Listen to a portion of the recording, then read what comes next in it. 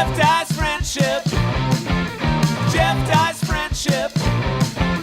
Jeff Dye's friendship. Jeff Dye's friendship.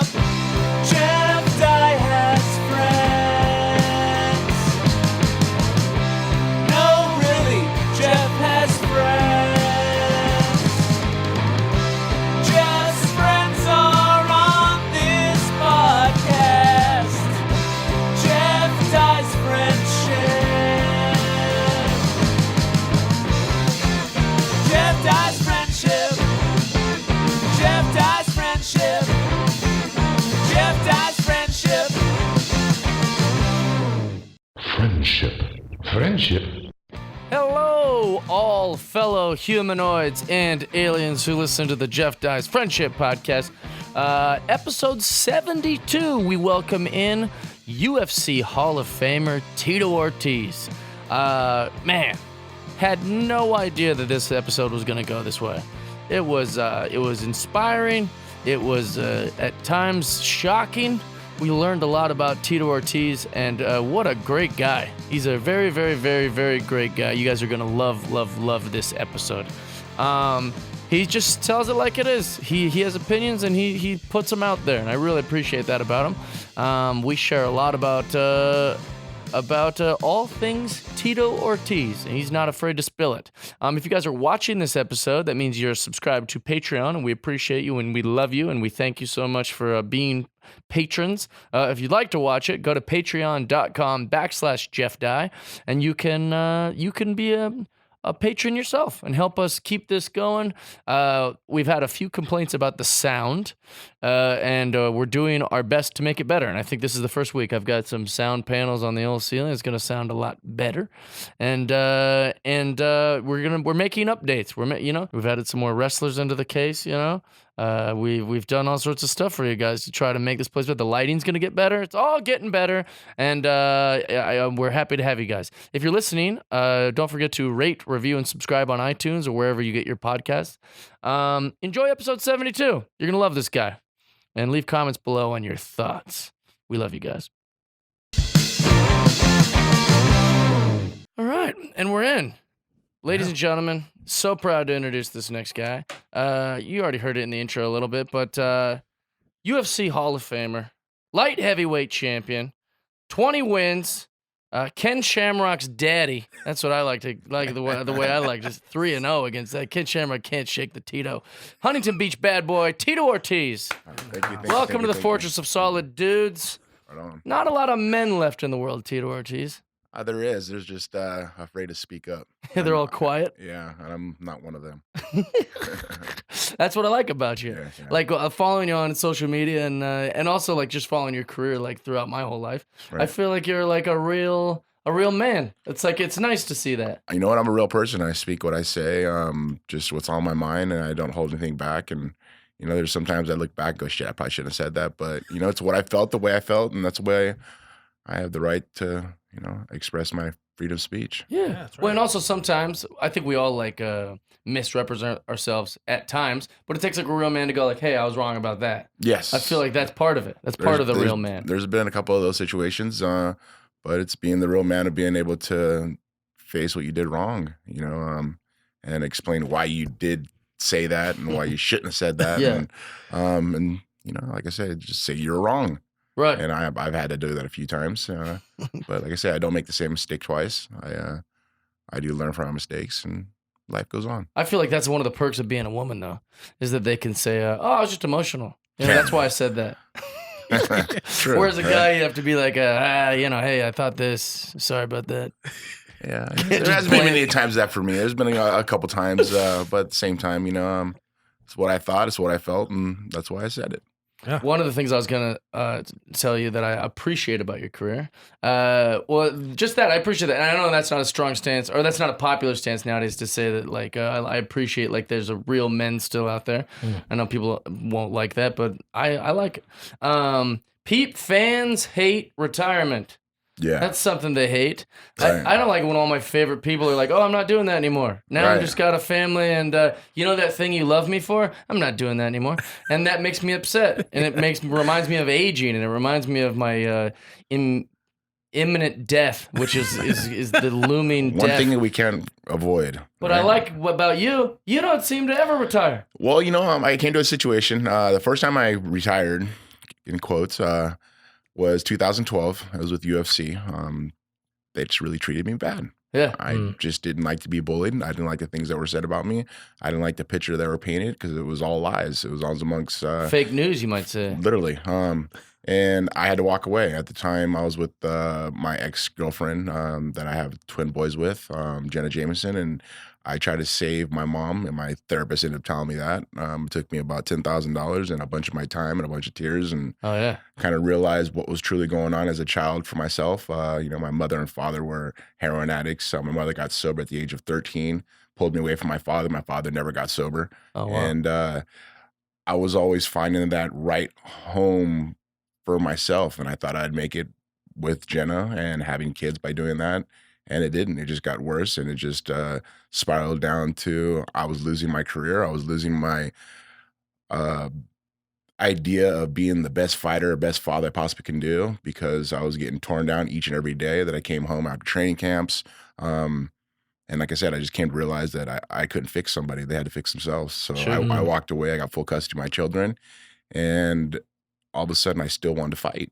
I retired from UFC. I didn't want to get bullied anymore. I still have the hunger to fight. And then I talked with Bellator, and they signed me. And I went on a 3-1 winning spree, and I'm still winning. I just fought my last time with Golden Boy MMA, fought Chuck Liddell for the third time, knocked him out in the first round. That's right. And it's just still having that hunger, having that desire, having that, all that self-worth of knowing that I could still do it just because my mind's in a positive manner. My girlfriend now of 6 years, Amber Nicole Miller, she is my best friend. Very beautiful, And- might I add. And my like side road dog. I mean, would do anything for me. And I love that because as my therapist told me, find someone to save you. Yeah, absolutely. And she is on the same page with me of raising my children. We raise our children old school. And I think that's really, really important. We don't have iPads. We don't have iPhones. The kids are 10 years old. If they want to play Xbox, they got to earn it. They got to do chores throughout the week, no matter Oh, what. really? I love They that. fold their own clothes. They take out the trash. I want to build men. They drive themselves to school. No, they don't drive themselves to school. No. Actually, just this last time we were in Las Vegas during 4th of July was the first time I left them in the room by themselves. And Really? they manned up. They're like, Dad, we can do this. We got your phone number. I We'll call love if anything that. happens. You go, we know not to open the door. You go, we won't fight. I go, we got it, Dad. I love that. They And I didn't can't- order any porn? Oh, no. They don't even know what that is at all. It's funny. No, like I say, I run a tight ship at home, man. Yeah. I really make sure I watch what they watch. I make sure they don't watch crazy stuff. Sure. I kind of keep their minds really.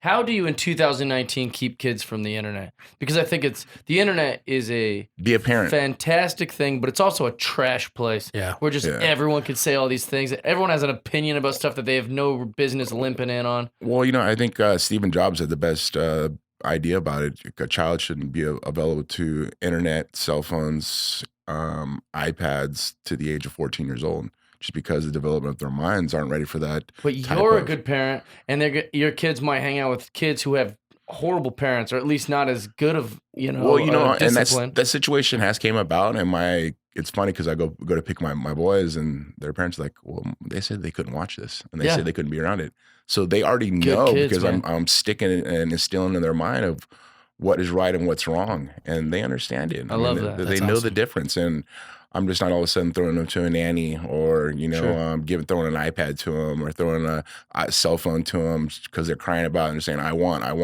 It's like, no. It's not, I'm just going to say no. I'm going to say no, and I'm going to give them the reasons why they shouldn't have these things. Sure. I want to educate them on what truly is the right way of saying no. Yeah. I mean, as growing up, and I see other parents do the same thing too. You see parents say no, and the kid go, why? Because I said so. Yeah, that's not a good enough reason. That's not a for good their enough brain. reason. I think we need to be a little more responsible as parents. And at the same time, it really comes down to is taking the time for your child. These kids weren't asked to be brought into this earth. Sure. We wanted these kids here. If we want to be with these kids here, we got to have the patience and the responsibility, unselfishness of showing these kids the right way to become adults in the society because Yeah. I think it's Yeah. lost. You know, you see kids. There's no eye contact. There's no handshaking with eye contact. You don't see younger men opening doors for girls. I mean, maybe there's some out there, but it's society now is taking a downfall just because of the self-right of I deserve this. This is Sure. how it should be, and it shouldn't be like that. It should be if you earned it, then you deserve it. Yeah. If you worked your ass off to get to these points, you deserve these things, and that's how I came from. Like, say, I came from nothing. I mean, was a kid at the age of from 6 to 13. I lived in motels. I lived in people's garages. I lived in trailer parks. I mean, I grew up in a hard time. I mean, around gangs. I mean, the love that I got was from other gang members, and it was just, you know, it was the tough love, but at the same time, it was things that I learned. I mean, I grew up fast at a young age, but now as I get older, I come to realize that a lot of these people are just, they feel expected. They Sure. feel like things should be given to them just because they went through this or they went through that. No, work for those things. And that's what I try to teach my children too, is work for these things. You know, they go to the house, pick up all the trash that's in all the small trash cans, you know, fold their laundry. Every morning they do their homework. And even in summertime right now, I get them prepared for next year of they're going to be in 5th grade. So I get a workbook at Costco, and it's a 5th grade workbook. And each day they have to do 10 pages before they Nice. can do anything. And before they even be able to watch TV. I have an opportunity to raise great human beings to give back to society. And Sure. that's what I want to do, because that's the people who I respect the most in my life. Yeah. Someone who's going to give back to society and not downplay somebody and not talk bad about somebody and not be negative and not say, oh, it's his fault and his fault and his fault, instead of taking responsibility for their own actions. Sure. And this is things that I've learned on myself. You know, I didn't have a dad. My dad wasn't there for me. He was always high on drugs and so forth. My mother took me away from my father, and I'm very lucky for that. Because my mom now, she's like, I'm so proud of you, the things you do. And people follow me on Instagram at TITO ORTIZ 1999. They see I'm not a celebrity.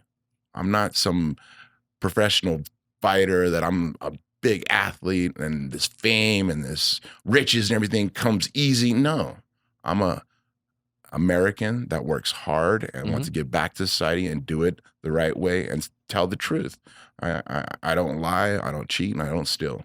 I did those things when I was a kid because I didn't know any better. There wasn't a father that taught me those things not to do. I learned that by watching movies.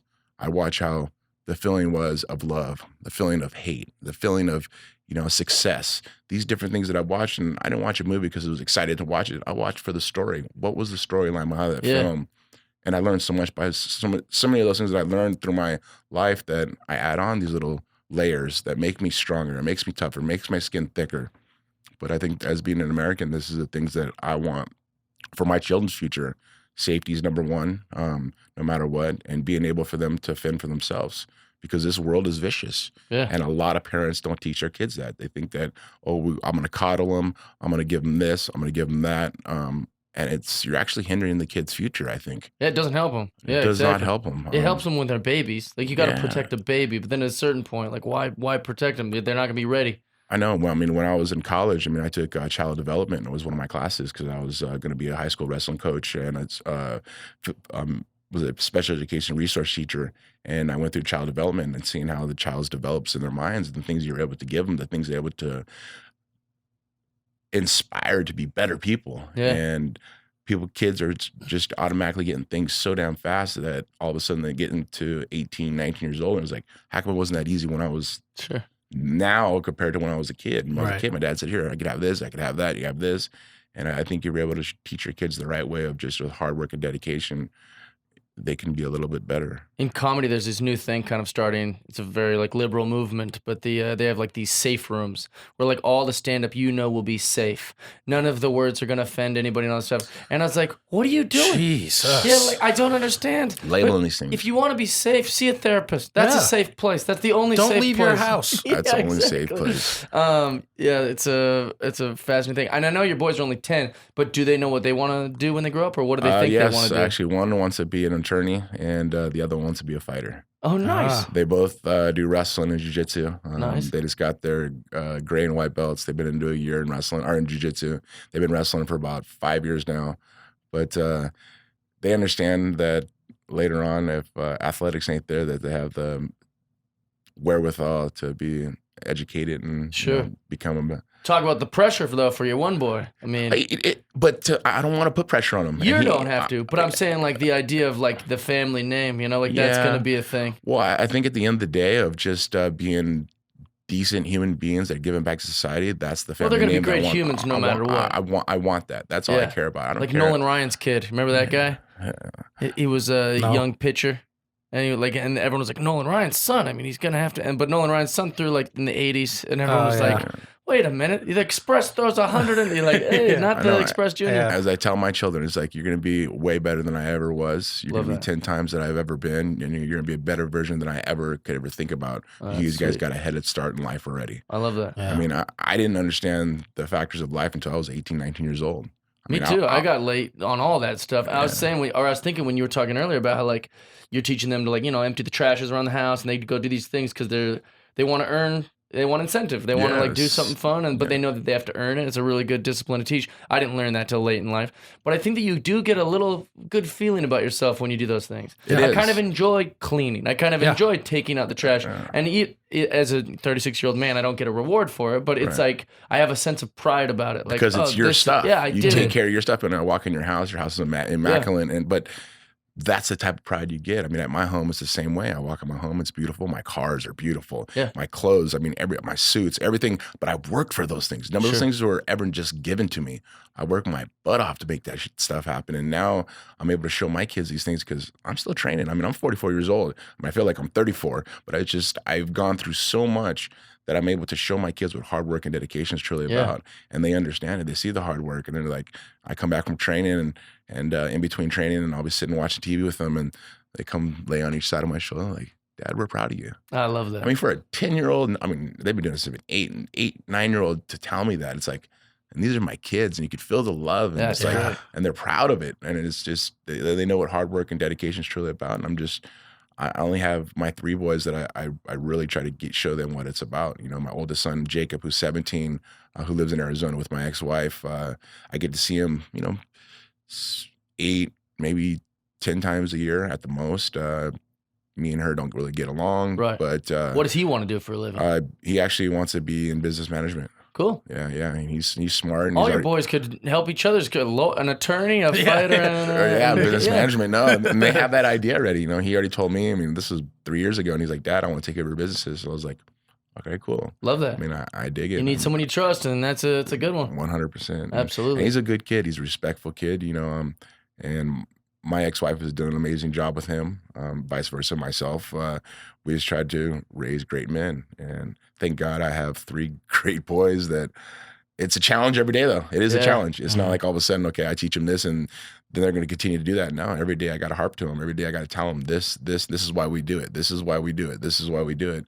And it's great because all of a sudden when we're at dinner and you'll see other families and one of the mothers or one of the grandmothers come and go, your boys are very respectful boys. Yeah, I'm sitting here watching them and you'll see a smile on their face. Yeah. And they're like, really, Dad? I'm all, that's why I tell you. I go, and because they do play video games. I give them an opportunity to play video games on the weekend. They got to earn it, of course. But I tell them is like, how do you want your character to be? Oh, I want my character to be the strongest and the fastest and the best character on the game. Okay, well, let's take the same idea and put it into your life. How do your character of yourself want to be? He goes, well, I want to be respected. Everybody comes up to you, Dad, and they say, Tito, can I get an autograph? Can I get a picture? And they love you. I'm all, because they respect me. Sure. I go, I don't want people to fear me. People fear me, that's not respect. That's fear. And they understand it. And I really break it down to them that. I mean, only being 10 years old, but if you treat them like a child, they're going to act like a child. Yeah. If you treat them like an adult, to a certain extent, they'll start thinking like an adult. So when they do get to this age where they have to be an adult, they're like, I've already been running through this for the last 8 years. Yeah. When I started at 10, I started at 9. Now I'm 18. It's like, Dad, I'm buying dinner. Don't worry about it. You want me to drive you around? I'll drive you around. Don't worry about it. I want this to be for my children. Yeah. And I'm the only one that can make this happen. Yeah. Other parents are only ones who make this happen. As I say, these kids don't want to be brought on this earth by themselves. They want to be brought on this earth with a family. Yeah. I never had a family. That was my problem. And I always wanted it. Right. So now I'm giving my kids that opportunity. I'm not going to follow the chain. I'm Sure. breaking the links, I love and I'm that. doing something different. I'm doing something that my family couldn't do. My mother had a chance to do it, and I love her. I thank her. Joyce Johnson, who lives in Huntington with me, I bought her a home in 2009. She lived in a trailer park at the time, and I was a champion at the time, but we weren't making that great of money. But I finally made good money in 2006, 2007, 2008. I was like, you know what? I'm getting her out of the trailer park. Love that. I bought her new home in Huntington. It was my home. I redid it. It was like the inside of Bellagio. I did faux finish. Vaulted ceilings, everything. It was a beautiful home. And she started crying and says, I can't believe you did this for me. I go, Mom, you took me away from hell and gave me a second chance and opportunity. You know, my true name is Jacob. In the Bible, Jacob wrestled against an angel, and the angel saved his life. As a freshman in high school, I found wrestling. As we were talking about earlier, being a WWF fan. I was a huge WWF fan. I used to watch it like religiously. And if you like stories, I mean, Oh that's my the place. God. It was Hulk Hogan was still my hero. And I walked into the wrestling room at Huntington High, and I was like, where's the ring at? And they started laughing at me. Like, ring? I'm like, yeah, like Hulk Hogan? They're like, no. This is amateur wrestling. I was like, but I could still slam guys, right? Like, if you can do it, you can. Yeah, of course you can. I go, I'm Can not I going rip to my get in shirt trouble. off before we start the match? Yeah, right. In a band. Well, I mean, later on, I ended up wrestling in college, and I would bleach my hair and dye my hair different colors. Yeah. And once again, the character came about. Yeah. I fell into fighting. Once again, the character came out. I was the Huntington Beach bad boy. Had bleached hair, had flames in my shorts. There was the character. I'm obsessed with athletes like this, like the Albert Bells, the TITO Ortizes, I'm trying to think of like the Brian Bosworths, and I wonder if that's just my love of wrestling. I'm just now kind of coming to this idea. Like I've always liked, oh, who's that flashy guy? I like that guy the most. Yeah. And people are like, well, we don't like those kind. You're like, no, those are my favorite kind. It's more interesting. For sure. And people love me or they hate me, but they always talk about me. And they're never going to forget me. Nobody likes the flash guy if he stinks. Right. Yeah, So you also have to be you still brought it, which takes training and discipline and those kind of things. I don't know how you feel about John Jones, but I feel like he's kind of one of those guys. He's got a lot of flash in him. There's something about. Well, John Jones is one of the best light heavyweights ever. I mean, there ain't anybody going to beat him, but his problem is the people he'll surround himself with. Oh, yeah. And it's who you surround yourself with, who you become. And I learned that when I first started fighting. One of the guys pulled me aside and goes, Tito, watch who you associate yourself with. Iron sharpens iron. Because you will become that. And I got away from that, at the time when UFC got rebought by the Fertittas, and I associated myself with them. They were billionaires. I was like, how do I get to this position? Sure. And I thrived for it. I became a millionaire at the age of 23, and I just thrived. In 2005, I worked for Donald Trump in The Celebrity Apprentice, and I was behind. Which was one of the greatest shows of all time, by the way. And I was on his shoulder pretty much almost every day and asking questions to him. Asking business questions, Sure. asking life questions. Sure. How do you stay a millionaire? And he's like, well, Tito, if you have 5 sources of income coming in every year, you can stay a millionaire. Because you were able to let those 5 sources run themselves and start 5 other sources. You have a chance to be a billionaire. He's like, but you got to make big business and make smart business decisions. I was like, huh. So I'm on number 4 right now. I'm still looking for this number 5 of income, but I'm thriving to make that happen. I work every day, and this is the way I am. I'm a hustler, man. I've always been that. How'd you finish on Celebrity Apprentice that season? I finished. Was I 6th? 6th? Yeah. That show's fantastic. It got to a point where they started talking about family, and they made it very, very personal. Oh, really? And I'm really not that way when it comes to charity. Which is bad business to make it personal. Yeah. Yes. And it was about charity. I mean, I was working for St. Jude's at the time. All my money. Were they mad that you weren't weren't calling all your friends to come donate money? Because they do that to people on the show. I don't remember. They were a little disappointed why about didn't you call? Who was it? I think it was Lyle Lovett or something. Right. Oh, I can't remember who it was. I'm not even gonna try to guess the celebrity's name. But they were married to a famous person. Right. Maybe Sandra Bullock and the motorcycle guy at the time. I can't remember. But he was like, and Donald Trump was like, well, why didn't you call your your wife? She's really rich and she has like That's a Jesse James you're talking about. Yeah, I think it was that. Yeah. And I remember him being like, dude, I brought in a ton of money. Like, don't worry about my family. And I mean, that's obviously the show and the producers and stuff. But yeah, they try to feed you alcohol. They want you to be just crazy. I mean, it's television. That's the only thing that gets hits. It's the only thing that gets viewerships. Is but that show was fantastic. I love that. Just negative stuff as people feed on. I watch this crazy because I'll post something on my Instagram that's positive as possibly can be, and I'll get maybe 1,000 likes. I post something completely negative and just, but the Salacious. truth, Yeah, the yeah. truth. And there will be 20,000 people on it. And Yep. it's just, society is just strange now here in the United States. It's It's strange. really funny. We were just kind of talking about We were that. just talking about, so like, I'm a nice comic and I'm a friendly guy. I'm like, the way I would consider is I'm kind of like a dog. Like, I love everyone. I love all the people. This is a Right. friendship podcast. The Yeah. rule is you have to either be my friend or willing to be my friend. That's Right, that's right, that's all. 100%. I think I only deal in the positive. I want to only deal in the positive, and that's how I've been very successful in my life. Right. However, to the internet and to like Instagram, to those things, people are like, oh yeah, like that's fine. However, if I was to do a bit that was like maybe transphobic or maybe like even said something remotely questioning the trans community, I bet get 5 million hits. Oh, 100%. And all this stuff. And it's like, well, I don't want to dip into that world. I don't want anything to do with it. I gotta watch myself sometimes because sometimes I get suckered into it, and because I defend. You defended Mario, which I liked that. I defend Me Mario. and Bert Kreischer talked about. I did Bert Kreischer's podcast.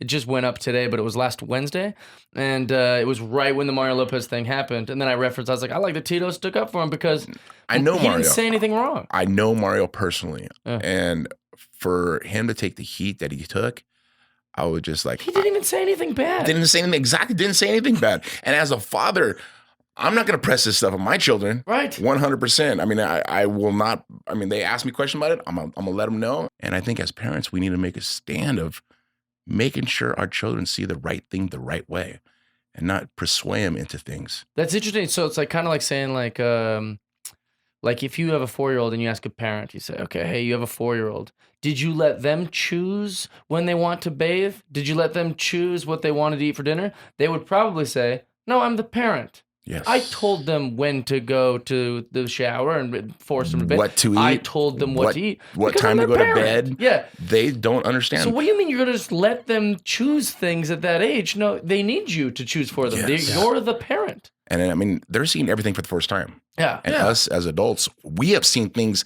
thousands and millions of times where these children are seeing for the very, very first time, and they think that's the right way. And we still don't know a lot of the times. And I mean, I didn't know until I was, like I said, Right, 19, yeah. 20 years But also old. think about that. Like, I don't believe that anyone, like, if you ever asked like a 5-year-old boy, like, hey, like just to be playful, you're like, oh, you got a girlfriend? They're like, ew, no. Like, they kind of are, a lot of little kids are kind of asexual. They don't understand they that. don't know that They stuff. don't know that. They don't know that. And not to be disrespectful to Mario Lopez, I think he even tiptoed too much. He was kind of like, hey, I'm never one to judge another parent. And like, he even like kind of tap danced before he said the controversial thing. And I was like, he didn't even need to tap dance. He should have just said what he said because I agreed with what he said. And that's like one of the things, I mean, because I do acting. I'm in the acting myself. And I lose a lot of jobs because I speak what I say. Right. And I mean what I say. And I stand for what I believe because of my children.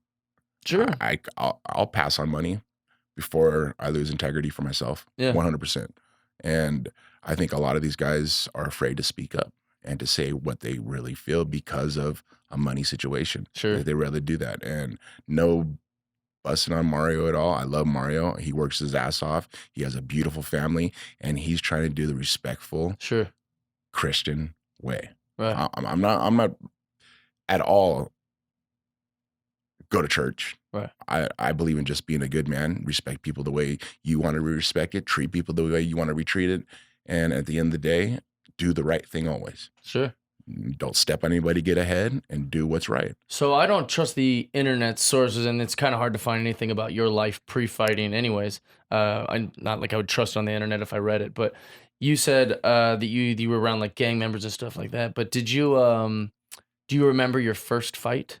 I do remember my first fight. I was in the 7th grade. Okay, that's late. Yeah. I would say most people fight before 7th grade. Well, And I you're one of the always best fighters got of all beat down time. by my brothers. I have Okay. 3 older brothers, and they always used to beat me down, and their friends used to beat me down. That makes you a better fighter too, getting beat up. Yeah, no, to a certain extent, you know, either you turn into a coward or you turn into a bully yourself. And I became the bully until I got into high school, and then I kind of realized that I was bullying one of my friends, Rob McCullough, who's still one of my best friends. He's a head of UFC gyms. Oh, nice. But it came to a point where it was like I didn't feel good doing it. It wasn't right.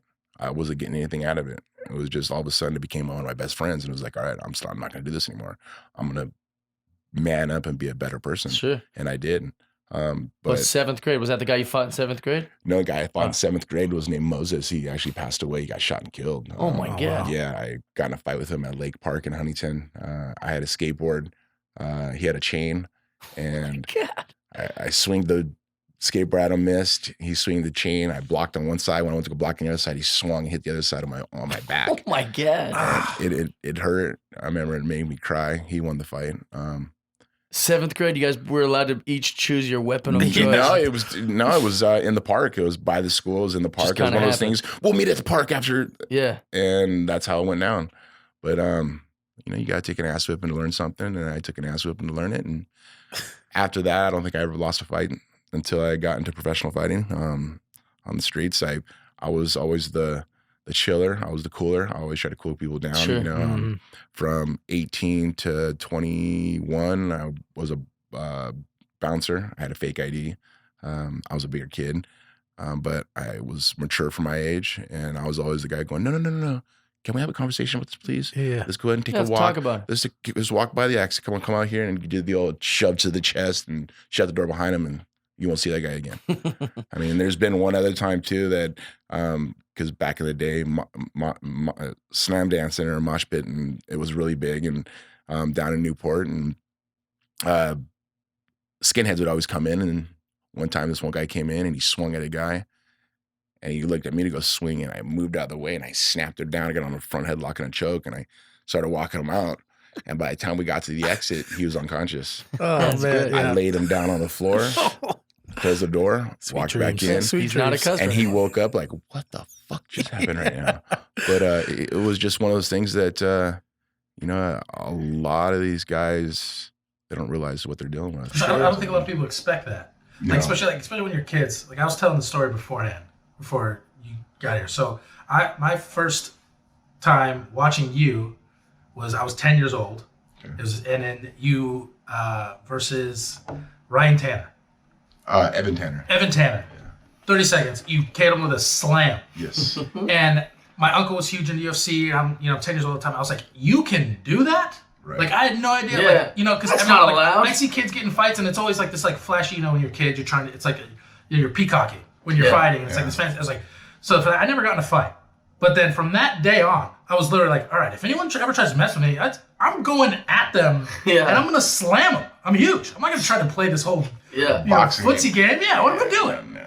And then I think every fight always ends up like that. There's a 1-2 punch thrown, and then all of a sudden it goes to the ground. Yeah. Always. It's always done that. But, I think as I learned through mixed martial arts, I've learned, and I'm still learning. I mean, I've been in the game for 22 years. When I got into it, I was an amateur. I fought UFC 13, May 30th, 1997. I fought as an amateur. That's crazy. I never fought before that. I mean, 3 weeks before that fight, I fought in a fight I think it was in Rosemead for a Larry Landless, and it was open hand slapping. You can't close your fist, you can only open hand, but wrestling jiu-jitsu was included. Yeah. They call it in Japan, it's called pancration. And I fought a guy, I forget his first name, his last name Martinez, and I smashed his face for 8 minutes, and I remember getting up and Larry Landless saying, this is TITO Ortiz, he'll be fighting UFC 13 in 3 weeks. But I drove myself to the school, I signed the paperwork myself. I did everything by myself because I wanted to test myself to make sure that I was able to fight. It's great. And at the time, I was in college at Golden West Junior College on scholarship, and I couldn't fight professionally, so I couldn't accept any prize money, which I missed out on $25,000. And as a student in college, $25,000 is a Yeah, shitload of that money. might as well be $1 million. Exactly. Pretty much would have been that. Would have been Exactly. that. But I went out because I just wanted to test myself on, and I found something that saved my life. I found something that made I don't want to say star, an athlete in a different realm of mixed martial arts. And a year and a half later, I became the world champion. That's I defended my insane. world title 5 consecutive times. And as you were talking about, if you talk trash, you got to back it up. I was backing it up. I was defending Absolutely. world titles. I was doing these things. And I look 22 years later, and I'm still learning. My last fight against Chuck Liddell, that was last November. He said he was going to knock me out. I was a warm-up fight. He's going to make quick work of me. And once we got in the cage, it was just all of a sudden I was moving my head. And the first time in my career, I was moving my head. Before, I was always using my arms to block. Sure. And my boxing trainer was like, Tito, stop doing that, man. Let's start moving your head. The guys I was sparring with, they're younger guys, and they were dotting me. I was like, I come home with just purpleness on my head, and my girlfriend's like, God, what's the matter with you? I'm all, I got dotted today a few times. I was like, shit, I better start moving my head against these guys. And all of a sudden, I started moving my head, and I wasn't getting hit as much. I was like, oh, let's start doing this a little bit more now. Yeah. So That now it's Muhammad camps Ali are was going onto on. something. Yeah, it helps, man. I'm gonna tell you, and you're not getting touched by things. You don't have to worry about blocking them. But like I said, I'm still learning. I'm still in the progress of just getting better and better as a fighter. And people say, well, it's a little late at being 43. Well, you're the people that want an easy way out. I don't want an easy way out. Well, you know, I love nowadays this. with all this shit, you can do pretty much anything you want. You identify as a 28-year-old. That's what, you get to Yes. pick whatever you want nowadays. Yeah. So guess what? You're not your age. No, I literally don't feel like You my don't age. look that And age. the- You don't feel that age. Well, you know, it's just technology nowadays. You know, the surgeries I've had 8 surgeries. I've had an ACL replace my right knee, ACL replace my left knee. New year, new knee. Yep. L45 S1 fused to my lower back. I've had C3, C2, C2, C1, or excuse me, T3, T2, T2, T1, C7 disc replacement. I've had C6, C7 fused. I've had C6, How much is C5. the real Tito still in there? You know. No, I just cyborg. technology nowadays. Literally, no, Yeah. I'm the $1 million man. Yeah, I love it. All my surgeries together probably almost been about almost $1 million That's for everything. crazy. But thank God Jeez. for insurance. Yeah. But it's just a wherewithal knowing that I could still do it, knowing that I I could sat push next myself. to Liddell when you fought Chael Sonnen Okay. for Bellator. Yes. Because I had a show on Spike TV at the time. Okay. And so they were like, hey, you want to come to a fight? And I was like, hell yeah. I've Yeah. liked UFC my whole life, but Right. I've never been to any. Right. I've never been to anything. I went to a Michael Chandler fight, who's a pal of mine. Do you know Yeah, Michael Chandler? Mike Chandler. That's a Great- man, too. yeah, That's he's a good great man. athlete. And a Yeah, great family guy, and yeah, makes great decisions. Yes. Doesn't touch any. We've had some drinks together, but like only like on specific like Right. days of the year. I or like to whatever. suck him down. Don't get me Yeah. wrong. But that's my time to be normal. Yeah. Yeah. I literally check out of the gym. I will not go to the gym. Like after the Chuck fight, I didn't do anything for 6 months. Really? I was with my family. We had our vacation time. I would go out with my friends. Me and my girlfriend would go to Vegas. I would have normal life. Yeah. Normal life. great. I'm talking about normal life. The guys think there's a bunch of security around me and I've been entourage. Those are a bunch of weak people that need that. I don't always need that say, like, shit, just run from that. man. Even if you're the most famous person in the world, you know what stories people like? Hey, I met Brad Pitt the other day. He was super nice to me. He gave me a shit. He like looked me in the eye. He said, "Oh, thank you." He like received my I've always liked all your Yes. movies. And then I let him be on his way. And that they're gonna hold that the rest of their life. Yeah. And I am that person. I Yeah. don't try to associate myself as someone better than somebody because when I do that, I lose myself, and I don't want. That's that to my happen. biggest pet peeve with the hip hop community. Is there's a lot of this kind of fake. I'm unapproachable and I wear the big glasses and stuff. It's always like it's always a turnoff for me. Like that Yeah, kind of me life. too. I always tell people like, just run from that shit. Like just try to not be that. You can still be rich. You can still have nice things. You can still have a yeah. great lifestyle, but run from that like I think kind it's of crap. just a big facade that they want to live up to. It's Yeah. just I don't know. I got all these questions for you. You got a Cool. big fight coming up soon that Yes. just got announced against I know him from pro wrestling, Alberto Del Rio, but I don't know his Alberto real name. Del Rio. Yeah, so What's he his has a real mixed martial record of 9-3. Okay. He's fought in Japan a bunch of times, but he hasn't fought in a while. So they came to me. I got a meeting, me and my partner, George Prazian with Primetime 360, which is my other company, my management company. And they said they want to sit down and to have lunch and talk with me. I was like, all right, well, they want ambassadorship. Oh, cool. I'll come in and kind of show them the ropes, how to do it, because I was with UFC for 16 years and I was there with them before the Fertitas brothers bought it, and Dana White was even a part of it. And I watched how the production happened and how they did things, and I would help out. And when I went to Bellator, same thing. The Bellator mat is white now. Yeah. It used to be a dark color. I said, that's wrong. Make it white. Reason why I make it right, because it makes the fighters look like stars, and it's just Sure. like makes it brighter, makes it more welcoming. Yeah. They did that, so I had these ideas, and I thought that would be the idea of them having me come on as an ambassador, or to help their sport a little more. And this is Combat the Americas, and I sat down with them. And they said, "What do you think about coming back and fighting?" I was like, I still have it. I spoke with Randy Couture, and Randy at the age of 43, he was came back and became the heavyweight world champ. And I had to call and ask him. I said, "Randy, when you're 43, what made you come back?" He goes, "Tito, I didn't feel like I was done. I felt like I had a lot more to do. Not even to prove. I just had a lot more to do, and a lot more that I wanted to do." Yeah. And I go, "I feel that same way." He goes, "Well, then you need to chase your dream, dude." And I was like, "I'm in." So when I sat down with these guys and they said, "So Alberto Del Rio wants to fight you. I was like, excuse me? He goes, Alberto Del Rio wants to fight you. I go, okay, well, that's going to cost you guys a lot. I go, I'm not going to do this for cheap money. I go, I made that wrong decision with Golden Boy MMA and fighting Chuck Liddell. I made pennies for that fight, but it was just a factor. I got a chance to fight Chuck and beat him, and that's what I wanted to do. And I go, this is going to cost you. They're okay, cool. What's your number? I gave them the number. They didn't even blink. I was like, Really? shit. You should have Should've I should have doubled said that more. number. I should have doubled that number. But you got the amount you wanted. But in the long term, it actually is double the number Yeah. because I have an ambassadorship with them also. I get to go to their events. I get paid for each event. So, Nice. my attorney and business partner, George Prazian, did an amazing job. He worked super hard for it. He did probably about almost 4 months of work on it. And I love him. He's one of my best friends. But we got an opportunity now to compete again. So Will the fight be in California? probably not. I think they're going to be possibly in Vegas or Texas Okay. because there's a big following in Texas of mixed martial arts, and of course the Mecca, Las Vegas, is Yeah. the place. So We'll try I to know go. one or the other. Yeah. I could work on tickets for you. Yeah, that'd be I great. know a couple people. Yeah, you got it. You got a guy. He's got the, But it's a challenge. I love challenges. Yeah. I challenges in my life when my back's against the wall, and challenges in my life make me perform a lot better. How when old I- is when I- Alberto? How old is Alberto? I think he's 41. I think. Okay. Yeah, he's 41. He's a few years younger than me. I didn't even know he did that, like mixed martial arts. Yeah, I had no idea. I didn't know either. When I saw his until- name, I go, Tito's gonna smoke this guy. And then Yeah. I saw that he's fought a lot. Yeah, and he's been training since the beginning of the year because he wanted to kind of test himself, and he got me a little concerned because I was like, okay, there's something up with this. Am I getting suckered here? Yeah. So I had to go look him up, and I went and watched some of his fights, and he's tough.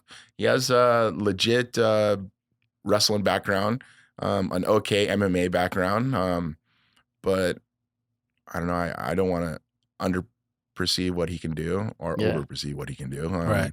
But I'm just taking. So it you as don't know everyone him that fights. well, though. I don't know him that I think well. his biggest fight was against Crow Cop. Yeah, right? against Crow Cop, and that lasted, I think, about a minute and a half, 2 minutes. But Crow Cop's a beast, too. Yeah. But at the same time, there's a little storyline behind it. You know, he came from Mexico, born and raised in Mexico, but now he's a American citizen, and he thinks that we should have open borders. Oh wow. I don't believe in that. Yeah, I think, no one should believe. no, yeah, and, and it was kind of funny. Nicole Arbor just posted something. She says, "Open borders and take away all your guns. You choose. Here's the game. Which one do you want? If you want both, sounds like you want to get robbed." I laughed about it. I thought Yeah. that was great for a girl to say that. And she doesn't even live in the United States. She lives in Right. Canada, and she's she's more American than any American that I've ever known besides myself.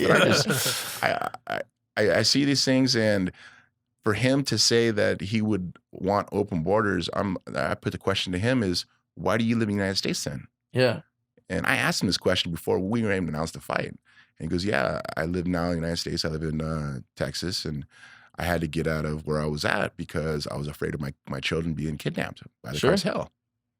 Okay. But you want open borders. Yeah, it doesn't make any sense. I just was dumbfounded by the thing he said. I was just like, this does not make sense. And he stands pretty damn firm on his beliefs, and I stand firm as an American like no other.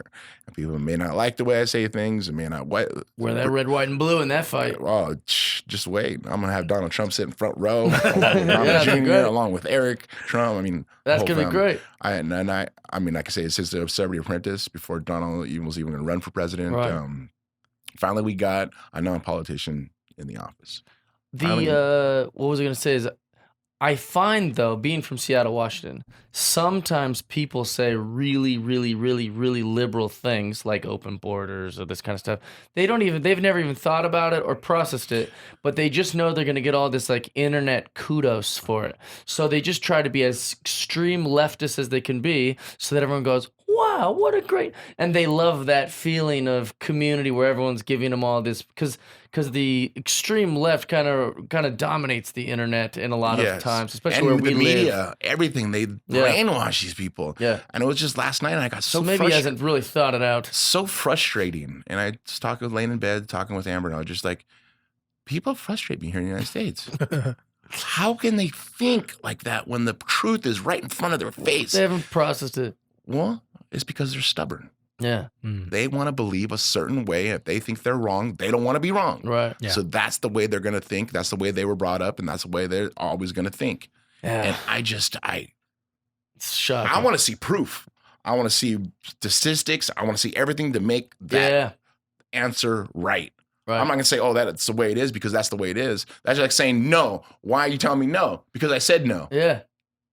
It's not. Yeah, I need Yeah. Be a answers. little more educated. Give me on some that. data. Yeah. Data, exactly. Data. Give me Did something you that. see? We talked about it earlier, but I wasn't even going to bring it up on the podcast. But now that we're down this path, Neil DeGrasse Tyson. Tyson. the scientist. Did you see his tweet I didn't see about the his mass tweet. shooting? No. It's the best tweet I've ever seen. It's my most favorite tweet. And I retweeted it. I got in trouble for it. I got in trouble just for retweeting his tweet. I don't care. I'm not taking it down. I'm not unretweeting it. So what? Basically, it was the shootings. Yes. Right. And we all agree the shootings are sad. It's awful. It's No, sad, that shouldn't horrible. happen. It's No, not a not a good horrible. thing. However, his take is phenomenal. He writes on the same day of the thing. In the past 48 hours, the USA has horrifically lost 34 people to mass shootings. On average, across any 48 hours, we also lose 500 people to medical errors, 300 people to I the did see flu, this. Yes. 250 people to suicide, 200 people to car accidents, and 40 people to homicide via handgun. Often our emotions respond more to spectacle than to data. What a phenomenal tweet. Amazing.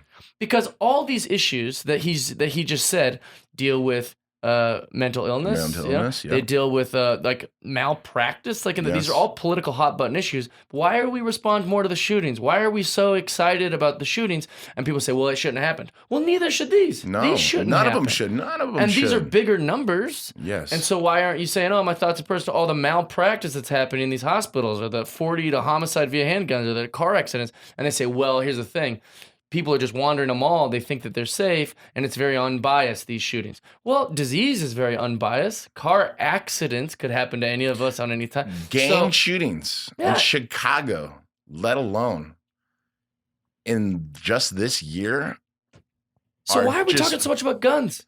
We shouldn't be talking so much about guns. We should be It's the talking about all these people. other things. And I just posted something exactly the same thing of each president of how many mass shootings there was. It's not the leaders, people. Right. It's us people. Right. Yeah.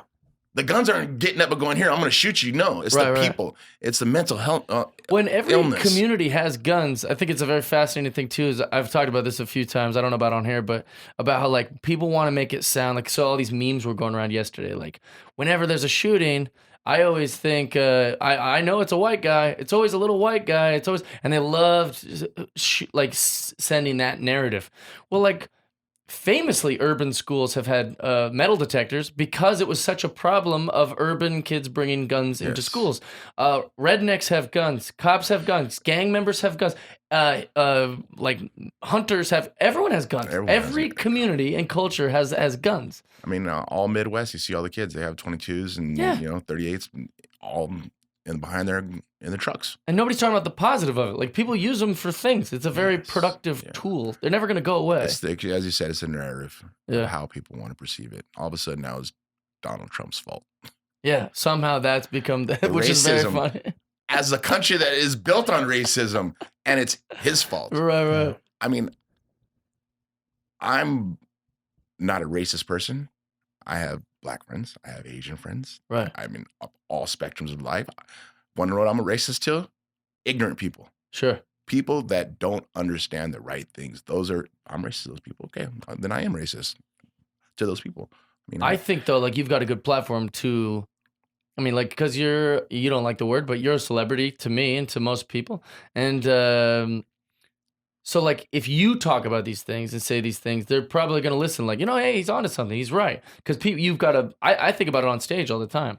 Like instead of like making fun of racists or saying like I hate Nazis or something, they're not. They're just dumb. They just need to come around. They're not evil. they need to get educated on yeah, what that's all. They just need to situations- learn. They need to learn. That's it. I mean, and as I grew up, it was like I grew up as a confused child. Reason why was because my last name's Ortiz. From the age of birth to 6, I grew up in a white neighborhood in Huntington Beach. And I was always a spick. I was always the wetback. I was always the border jumper. And then I moved from Huntington Beach to Santa Ana from 6 to 13. Wait, so when you were, you remember people calling you names and stuff when you were like a all little the time. kid? They used to pick on me all the time. Really? All the time. And then when I was from 6 to 13, I lived in Santa Ana and I hung out with all the gang members. Mm-hmm. Now all of a sudden I was white bread. I was the white kid.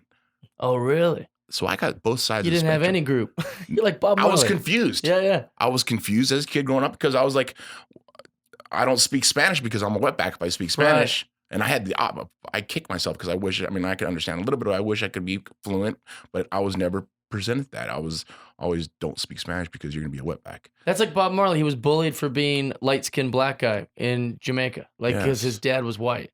And he wasn't black enough for all the black kids, which is very fascinating. And you were kind of like in both camps. And it's crazy because all the Mexican kids I hang out with, there was never no black kids in our group. There was never no white kids in our group. I was only the whitest kid and I was half Mexican. And it was just crazy because that's how families believe into themselves. Mm-hmm. Now all of a sudden it's a big ordeal that the white people hate the Mexicans and the Mexicans hate the blacks and all the blacks are with the Mexicans. And it doesn't make sense. You want the best example of that? Go to prison. Go see how a prison is. I've been to jail. I mean, as 18 years old, I went to Orange County Jail. I went to YGC and I seen how the Mexicans are with the Mexicans, the blacks are the blacks, and the whites are with the whites. Plain and simple. Right. If you cross over to that, you better talk to somebody on the upper up before you go and talk to that person. And it seems like our society is doing that exact same thing, and it's a narrative that's being pushed by a certain party. Yeah, it's identity politics. It's all nonsense. And it's nonsense. Yeah, it's all nonsense. Why can't you just say you're an American? Right. Not an African American or a Mexican American. That's kind of what makes the country so fantastic is we were a melting pot of these things. Yes, we are Americans. Yeah. Be supportive of this flag. Be a supporter of this country because so many people are going out and sacrificing their lives for this country. Right. Yeah. For everything we have.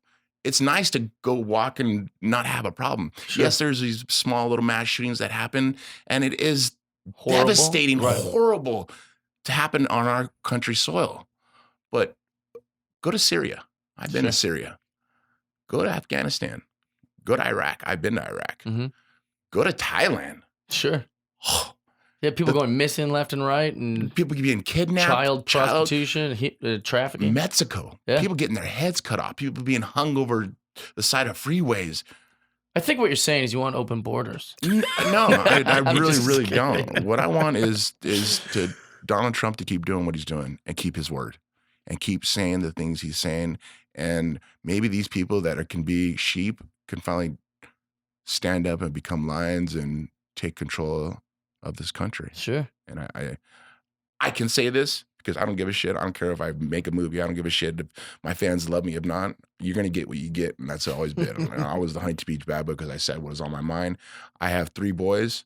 I want to make my kids human beings, adults that are going to give back to society in a positive manner, not in a negative manner, to give back to their friends, to do things for their friends, to do things to help out, to be better people in general. Hell yeah. And that's important. I love that. And people, they kind of lose that. They lost it. Yeah. I just, for all the viewers, and I mean, I hope I didn't hurt anybody's feelings. You can find your safe space at your local YMCA. No, I'm just joking. Here's a question for you. Yes, sir. You did Celebrity Apprentice. Yep. You were around some people there. I imagine because of your career and your life, you've met tons of famous people. Yeah. Maybe some famous people you have never met, could be living or dead. One celebrity you'd like to knock out. One celebrity I would like to knock out. Since it's a hypothetical and it's a whimsical, I already did. I actually last November I did, and it was nice. It was the most best feeling in the world. Who was that? Chuck Liddell. Chuck Liddell. Oh, I see. It was the best feeling in the world, just because there was so much lies to a guy that I helped out and tried to make us to be multi-millionaires, and he just turned our friendship into hate and sold out. Really? And it was funny because on the way here, I was actually watching an interview with Dana White, with his Dana White's Contenders, and they talk about Chris Cyborg and Amanda Nunes, and he says how Cyborg is so afraid to fight Amanda Nunes. It's kind of like Tito Ortiz. He was so afraid to fight Chuck Liddell. And I'm sitting here driving going, this fucking guy. Okay, I got paid $150,000 to fight Chuck the first time. They made over $35 million off that fight. I fought him a second time. I made Yeah, around 2 million for the fight, maybe 2.5. They made about 72 million.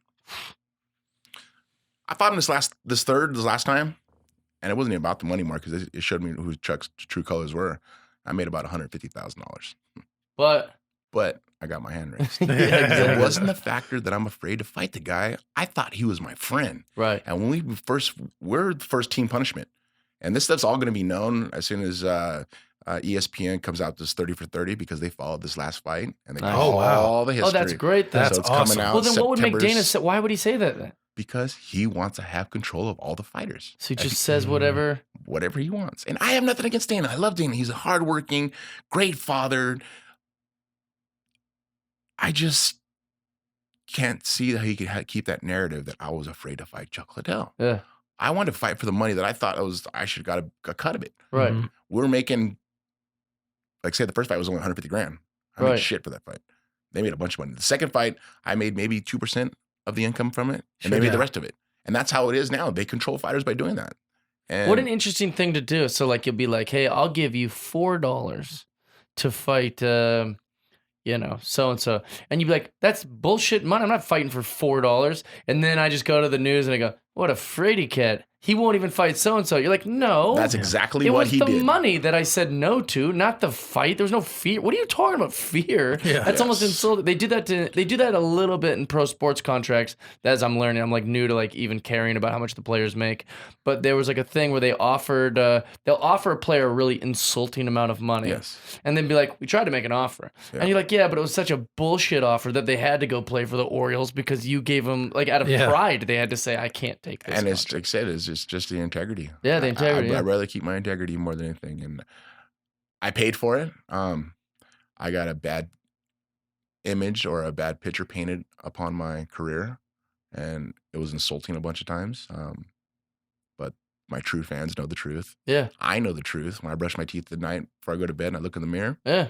I can say, you know what, pat myself on the back because I did the right thing for myself at the time. I love that. And I stood up for a lot of fighters because a lot of these fighters like McGregor or, Khabib. You like him? I like Conor. Yeah. I don't know him or anything. I don't know him either. I like I him. like I that think he he's good. speaks positive. He says, hey, This I'm is what I'm good. going to do. and I know I'm good. I like anybody who does that. Like I even like Kanye West. Like I like the people who say, hey, now's the time to be a bright color. Yes. I'm great. I'm a great comedian. And Yes. I don't think that's I'm being like braggadocious Arrogant or or, arrogant. yeah. Like I think Cocky, I'm it's confident. confidence. I'm Yeah. good I'm good at this thing. I'm never gonna walk around going, oh, I'm the toughest guy, because I'm not the toughest guy. But when it comes to stand up, I'm the baddest dude on that. Like I know that I'm good. And that situation came up to me just recently, and John Jones and Daniel Cormier, and someone asked me, he was like, what would you do against John Jones in his prime? I go, shit, I'll do good against him now. I'm confident. I love Yeah. that. It's Yeah, yeah. confidence. I'm Yeah. confident. I'm not going to say, oh, no, he kicked my ass. And give me a fucking opportunity. I'm going Yeah. to take that opportunity and I'm going to show him what I'm about. I like that. I'm a former world champ and I still compete at a high level. I still train at a high level. I train 3 times a day,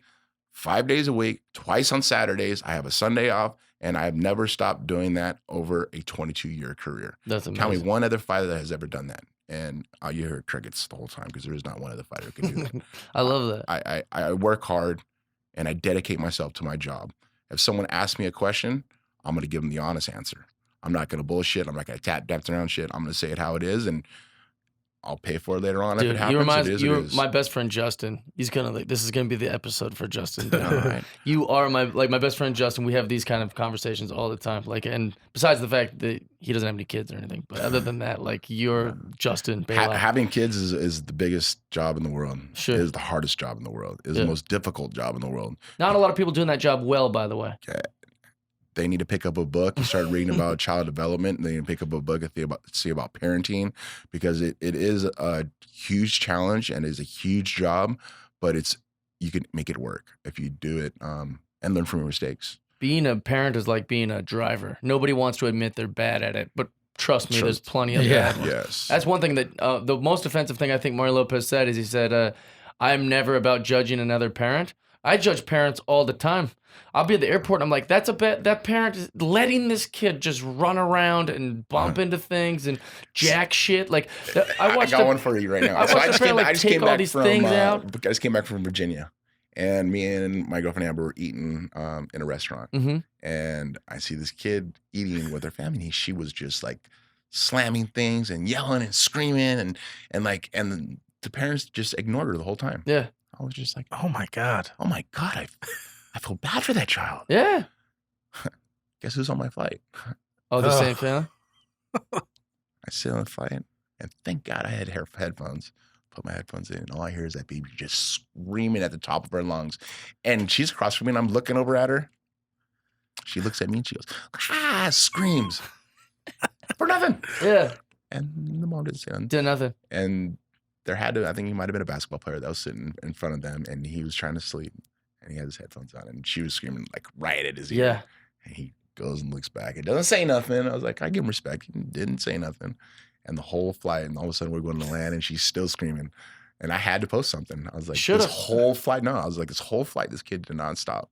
And that's just, I don't know if the kid had a bad day. Or Well, it's not the kid's fault. The kid It's needs not the kid. order because the parents aren't giving him any order. There's no order and there's no borders. Yeah. There's no lives or no things for the kid to think about that's going to happen after. Sure. It was just always here, give. Then it was time to be settle, time to be right. They couldn't handle I had a flight just recently, and this has never happened. And I never blame kids because I blame the parents. I do a lot of parent judging. The guy puts the girl in the seat next to me, or the seat behind me. Really cute little girl. Like she looks like something you'd cast in a show. Like she Right. looks like the cookie cutter perfect little girl. And then he gives her an iPad, and he gives her headphones, and then he puts on his headphones and his iPad. Now, he's just not dealing with it because, I can't hear it. I'm on my thing. This little girl is kicking my seat and she's singing along to her iPad, which she can't even hear herself because she's so like, it's not really her fault. Like I remember my ex-girlfriend had a 5-year-old and he would do that sometimes. And we'd have to be, hey, we can all hear you. Like, cause you're singing along to your thing or whatever. She's singing at the top of her lungs to whatever's on the iPad and kicking my seat. And I look at the dad to see like, is he going to do something about this? He's on his iPad. But he doesn't care because he's totally not dealing with it. checked out. That's He's his going, checkout. I don't have to deal with that because it's not bothering And a me. lot of parents do that. That's crazy. And it's crazy. And it happens a lot. Ugh. And then all of a sudden, the parents wonder why their kids are going out and being crazy and acting and just being a fool. They need some parents. They need. Yeah. Every once in a while, the kid. loves when you say, I love you, son. I love you to your daughter. Yeah. I love you. I appreciate your hard work in school. Yeah. They want some to thrive, to be better. Sure. They don't want a parent saying, just get in the room. Yeah. Oh, here's your iPad. Here's your iPad. Yeah. Talk to the nanny about Talk it. to the nanny about it. Yeah. Tony, no. who's What? No. Why? Because I said so. right? No, There it is again. and- Yeah, exactly. Tony, who's your celebrity you'd like to knock out? I gave you some time to think about I don't know. Because I'd obviously want to pick someone I could win. it. No, it's hypothetical. You get to knock I them win out. no matter what. Yeah. I win no matter what. Yeah. Oh man. I guess I would go with like Jake Paul or Logan Paul, one of those those That's a YouTuber good guys. Because choice. God, they just fucking influence so many kids with their just batshit crazy stuff. Yeah. And it's just such a terrible thing. And that would be a fun one. I think. I think mine. Because there's like 10-year-olds watching these guys, right? Yeah. And they're like setting things on fire in their houses, like, oh, look how crazy. Or just being a And smart Yeah, ass. and or it's like, that's not good.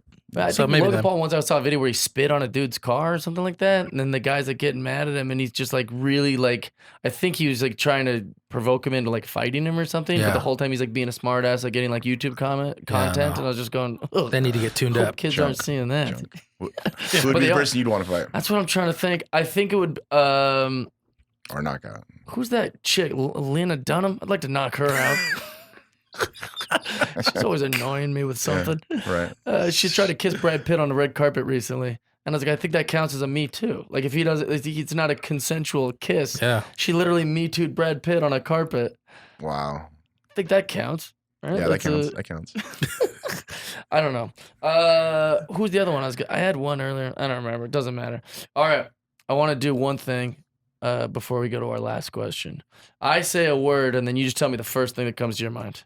Okay. All right. Pro wrestling. Entertainment. Spiders.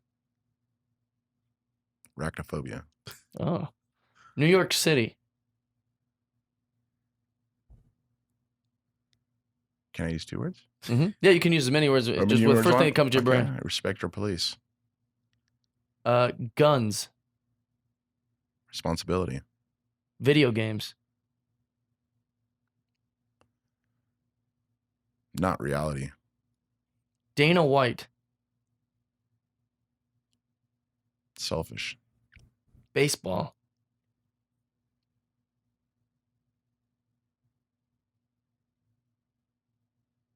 America's game.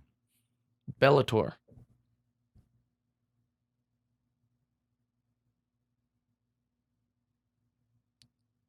Other opportunity. Donald Trump,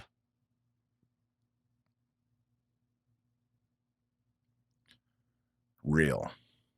UFC, Conveyor belt. conveyor, bro. Those are great Great answers. answer. Those are all the words I had. You're the greatest. Thanks for being on this. No, I thank you. And I hope I didn't hurt anybody's feelings during this interview. Fuck them. Let me tell you, people, all you listeners, I say everything I say out of the truth of my heart. As a father, as you call a pro athlete, but as a real man in this world, we all can be better. Just got to look in the mirror and answer the questions the way you want them. But remember, if you got children, they never seen things for the first time. You're showing it to them. So be responsible and think about their future and have accountability for every action you do, as I do. As I say, I'm no different than anybody else. I just work hard, as a true American should. Hope you guys like this. You're the I greatest. put it out online, man. I give it out because hopefully there's someone out there that's listening to this that's going through the same situation that I've gone through, and I'm able to show that you can make it through it.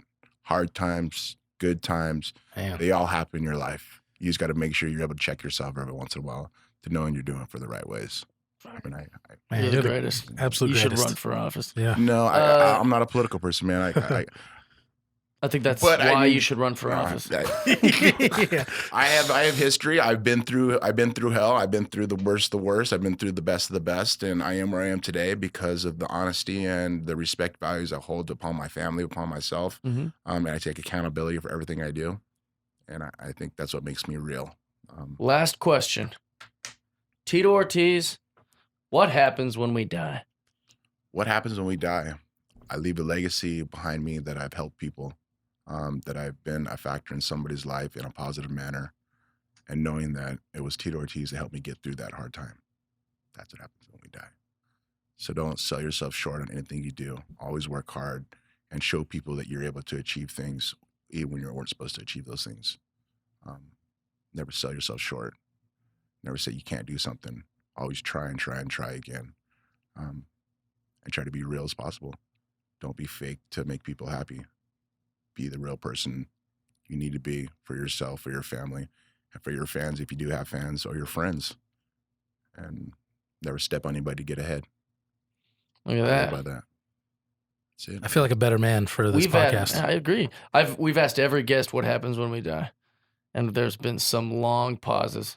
Yeah. Where people go, I don't really know what happens when we die. I'm not a religious person. Yeah. I mean, I believe is we got to take advantage of this time right now. Yeah. Here on this planet, and give back to others, give back to society, give back to people who can't get through hard times. And like I say, the things that I've been through as a kid, I should have never went through those kids, but I'm thankful I did. Yeah. Because I wouldn't be the man I am today. Yeah, Those maybe. things. Yeah, maybe you wouldn't be such a great dad if you. No, I wouldn't have. Maybe I wouldn't have. I wouldn't have the things I wouldn't have. I mean, that's for sure. I mean, I love the excess little things I have. It makes me happy. Yeah, I mean, I absolutely. have a boat behind my house. I go fishing. I'm actually going fishing on Friday. That's my happiest time in my life is when I go fishing with Really? my kids. When I'm You're going like Henry fishing with Winkler. Yeah. Winkler's a fisherman. Is he? Yeah. No, I'm Same with huge. When I go bluefin old fishing. Ted Williams, fisherman. I have 2,500 hours on my boat, and my kids put about 2,200 of those hours on it with me. Wow. That's amazing. That's awesome. That's Yeah, great. They love it. What do you catch? Bluefin tuna, yellowtail, Dorado. Are those big fish? Or I don't know.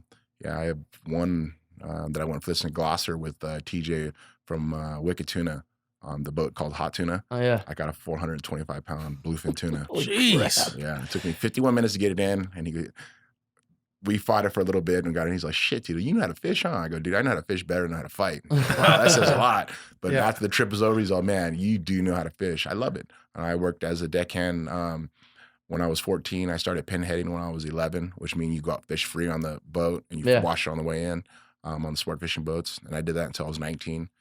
And I kind of That's why you like living out on in Huntington. Yeah. I mean, that's also where you're from. I love the ocean. It's nice to be out there and not people coming over going, oh, can I get a picture? Can I get an autograph? Yeah. Right. Always asking questions, and because that is really draining. I mean, when I go and I do it for Kabata Americas almost twice a month, and when I get back home, I'm like, God, I just want to shut off. That's what's great about Henry Winkler when he fishes. He gets the photos with the fish. You know, the no, fish. too, right? He's like, can I get a photo with you? No, I'm like, I'm surely before I fillet you, I'm taking a photo with you. Absolutely. Well, you know in those people's houses when they have like big fishes that they're like, oh, I caught that. That's not the real fish. What is that? Like just like they have a... No, that's a real... Well, that actually is just the mold of it. That's the mold of the fish. Where do you get that done? You say I caught this? There's a taxidermy. Oh, really? Yeah. That's crazy. I never knew. I've always seen them, and I'm like, that can't be the real rot in there or something. No, they'd actually just they make a mold of it, and then they pour the mold and paint it, and it's pretty sweet. It's pretty cool. Dude, can't thank you enough for being on this. No, appreciate you for sure. I appreciate you guys. Just give an opportunity to spread my word, and dude. If people don't like me. If they like me, Trust you like me. They're gonna love as long as you'll just remember, you got to do the right things for yourself, and there ain't many people that'll help you out there, but we can help ourselves. You already helped Justin Downing. He's gonna fucking love this episode. Cool. Friendship. What a phenomenal episode. Big thank you to Tito Ortiz for coming into the Fortress of Solid Dudes and sharing everything that he shared. What a noble dude. Love that guy. If you guys are wanting to watch this episode, go to patreon.com/Jeff Dye and subscribe. For $10 a month, you get to watch every episode. There's a library of 71 other episodes you can listen to. And you'll be the first to get to watch each episode each Wednesday when these get released. And you'll also get free tickets to all my live comedy shows. If you're just listening, we're happy to have you. Thank you so much. You don't have to pay. It's free to listen to. Just maybe tell a friend about it or share. We love you guys so much. Join us next week for episode 73. You guys are the bestie best. We love you.